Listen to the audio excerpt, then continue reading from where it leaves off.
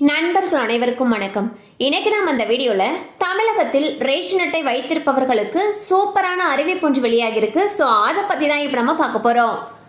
தமிழகத்தில் ரேஷன் கடைகள் மூலமாக ஏழை எளிய மக்களுக்கு இலவசமாகவும் மலிவு விலையிலும் உணவுப் பொருட்கள் வழங்கப்பட்டு வருகின்றன.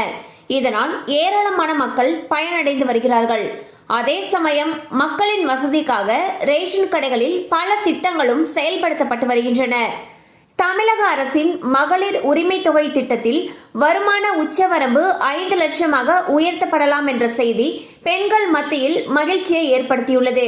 தற்பொழுது 2.5 லட்சமாக உள்ள இந்த வரம்பு பல பெண்களை உரிமை தொகையிலிருந்து விலக்கி வைத்துள்ளது. இந்த உச்சவரம்பு உயர்வு அதிக வருமானம் இல்லாத குடும்பங்களை சேர்ந்த பெண்களுக்கும் இந்த திட்டத்தின் பயன்களை அடைய வழிவகுக்கும். செப்டம்பர் 15ஆம் தேதி இது தொடர்பான அறிவிப்பு வெளியாகும் என்று எதிர்பார்க்கப்படுகிறது. இந்த உயர்வு பெண்களின் பொருளாதார சுதந்திரத்தை மேம்படுத்தும் முக்கியமான நடவடிக்கையாகும். மேலும் இது பெண்களின் சமூக பங்களிப்பை அதிகரிக்கவும் உதவும்.